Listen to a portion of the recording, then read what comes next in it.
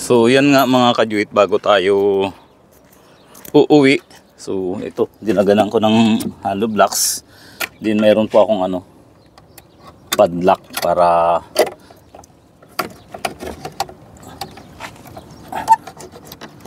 siguradong wala nang pwedeng dito.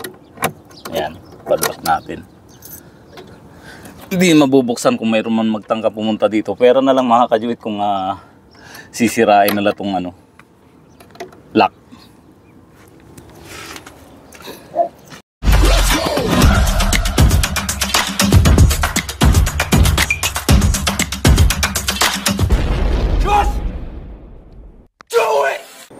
Hello! Good morning! Kumusta na? Hello Tagpi! So prepare lang natin yung foods na. Diyan lang kayo magantay. Antayin nyo lang ako dyan habang inihahanda natin yung inyong pagkain. Ano naman ang ulam nyo ngayon? Upo.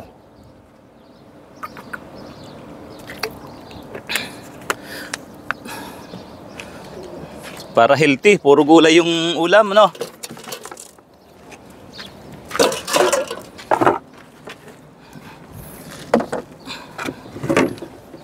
Oh, walang mag-aaway. Okay, antayin nyo lang dyan. Nahanda ko pa lang itong pagkain nyo.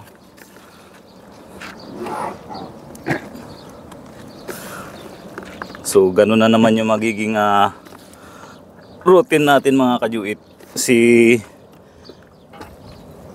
Laykay nakahiwalay.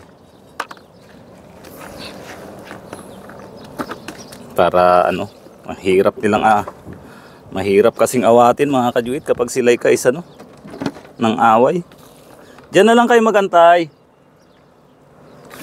Sandali na lang to.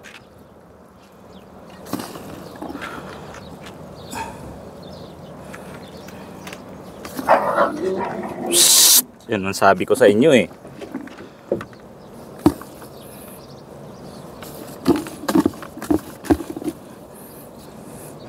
So sa pag-prepare pa lang talaga ng pagkain mga kajuit, kukonsumo na ng oras.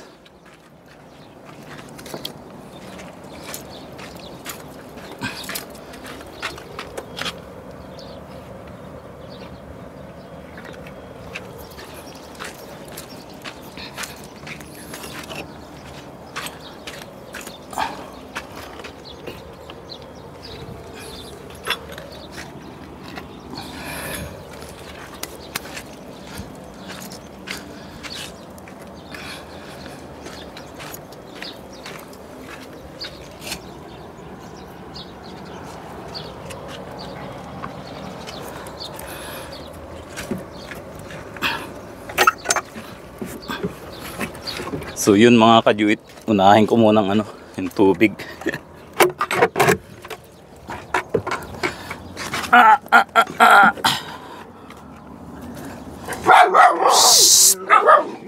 Yan na naman eh. Upo.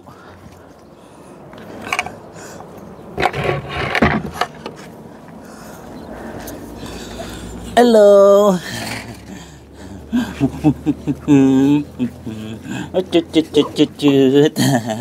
Hello Bonso. Opo, wait lang. Lagay muna tayong tubig nyo. Boss, yung tubig. Ito yung tuyo. Kulang yung 15 liters. Ang Tagpi. Ha? At paragi kang malungkot, Tagpi. Huwag ka na malungkot, malapit na kayong uwi. Hello.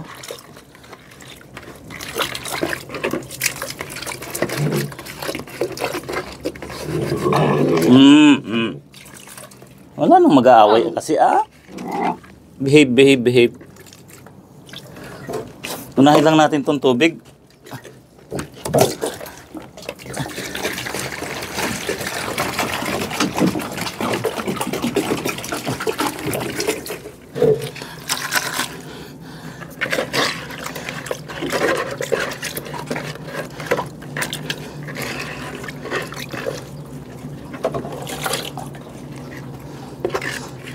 Dapat din nyo na kinakaukaw yung ano nyo dyan eh. Paa. At ang hirap ng tubig.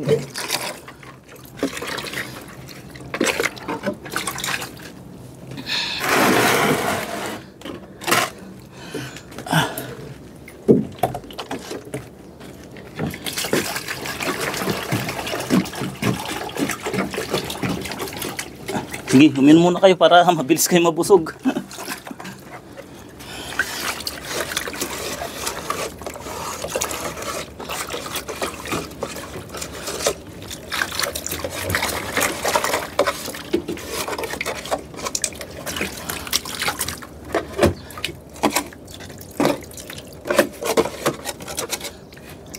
Gutom na, gutom na. Sandali lang.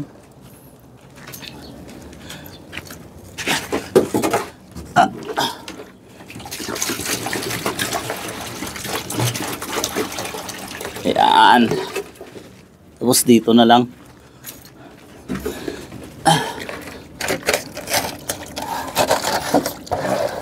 Hello, Laika. Hello, Nutella. Ah. Ay, paano ko kaya kayo mapaliguan? Yung pagdadala pa lang ng tubig dito, hirap na eh.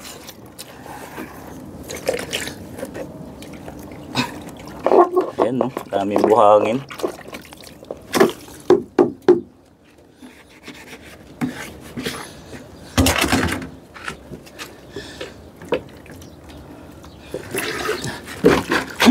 Tinatanong mo na Laika yung ano, yung pagkain.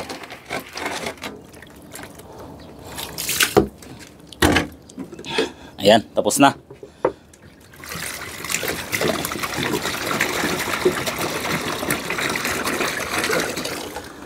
Oof. Okay. Dahil tapos na, iayos natin yung ano ni Laika, mga kajuit. Pero ano, linisan ko muna tong ano, dumi.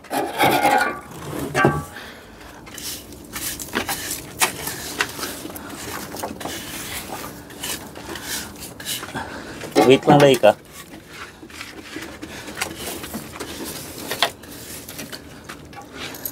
Si Laika mga kajuit ano, nakaseparate na naman siya. Sandali, sandali, sandali. Doon na kayo, doon na.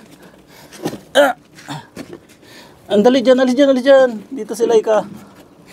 Upya. Ay, sorry, sorry, sorry bunso. Sorry bunso. Naipit yung paa.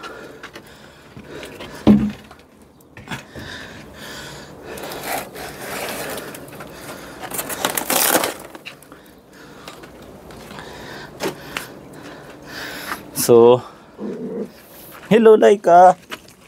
Dito ka, dito ka. Saan yung pagkain mo?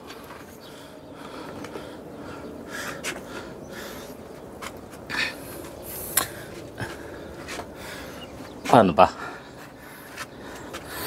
Ayan.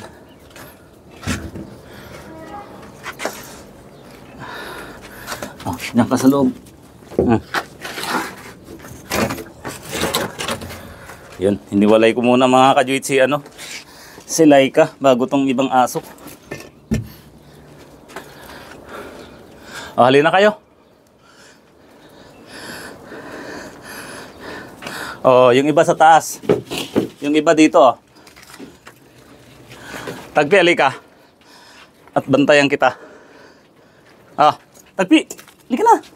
Oh.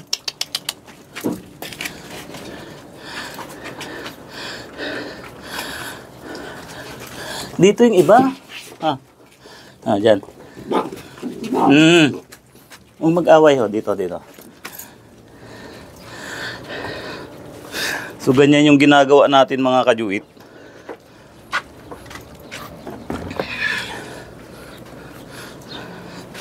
Si Laika po, yan yung kanyang Bartolina. Ayun siya, oh. Pas-pas kumain. Oh. Ang lakas kumain. Sige na, tagpi. Fight. Ayan. Ang bagal mo kasing kumain eh. Yan. Di bali po, ano, marami naman po yan. Plus maglalagay tayo ng dog food. So tapos na yung isang pinggan doon. May isa pa dito, si Panda humiwalay. Psst, psst, psst. Wala nang mag-away. Ayan, ang dami niyan.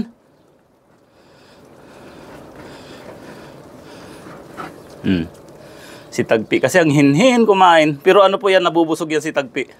Niluluwa pa nga niya yung pagkain para sa kanyang mga anak. Hay, kunting-kunting tiis na lang, Tagpi. Makakaano na rin kayo. Makakalipad na rin kayo ng Pilipinas. Matapos na rin yung lahat ng natin, pagtitiis.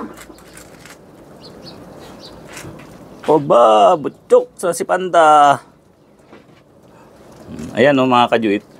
Dati si Tagpi ang hirap pakainin niya nung nasa old accommodation kami. Pero ngayon dahil nakakulong na siya, nakikipagsabayan na rin po siya. At hindi na rin po siya nagtangkang lumabas dito sa kulungan. Sige na, kumain na dyan. So ayun, simot na. Nilinis ko na rin to mga kajuit. Lalagyan ko na lang din ng dog food. Opo, ay sos. Busog na busog si Panda. Ano Tagpi? Solve na rin. Maglalagay lang ako ng dog food mga kajuit. So si Laika talaga yung isa sa palaaway. Tapos na rin po siguro siya dito. Hello Laika. Labas ka na? Wait lang Patapusin ko lang sila. Meron pa kasing konti dito. Ang lalaki na nila mga kajuit.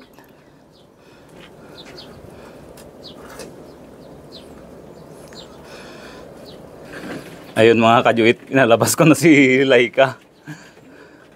Pinag-aagawan na naman nila yung iluluwa ni ni Tagpi. Halina kayo. Hello Tagpi.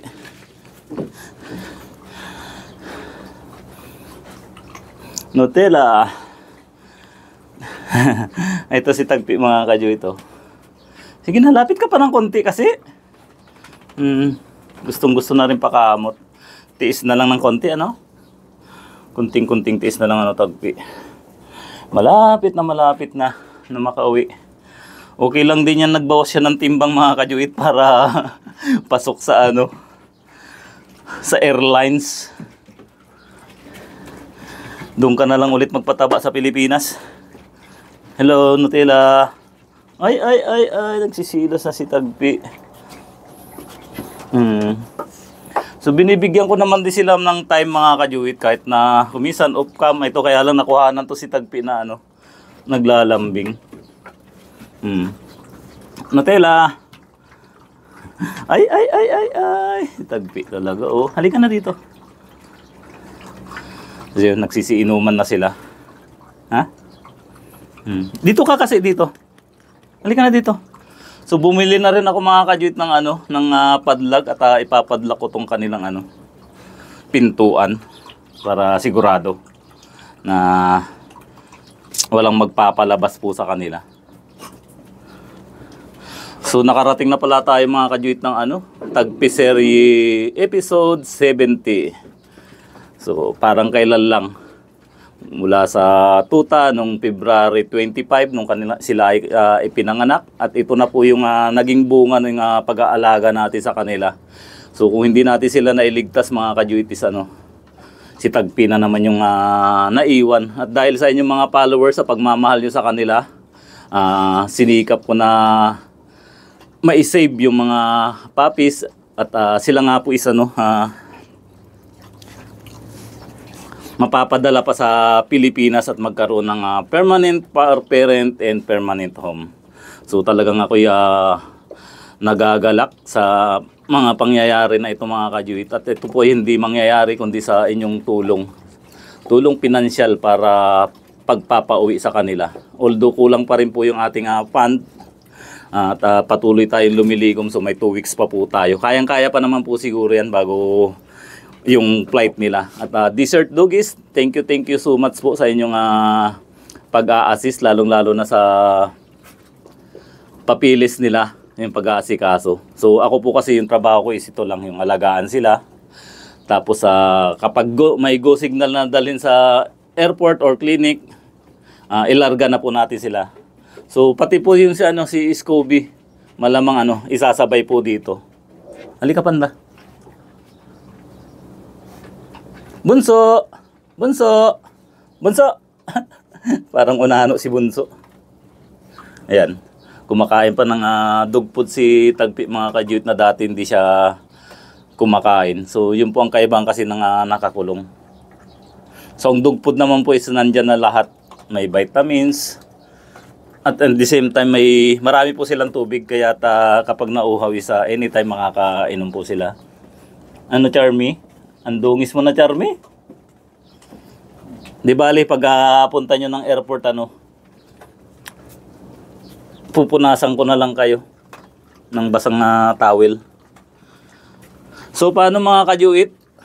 Ako naman yung mag-prepare sa aking sarili para sa aking pagkain. So sana patuloy niyo po akong suportahan sa mga pupuntahan ng aking pagbablog dito sa Family Tagpi. Or after na nasa Pilipinas na sila, siguro mag-iibang content na rin po ako na sana suportahan nyo ako.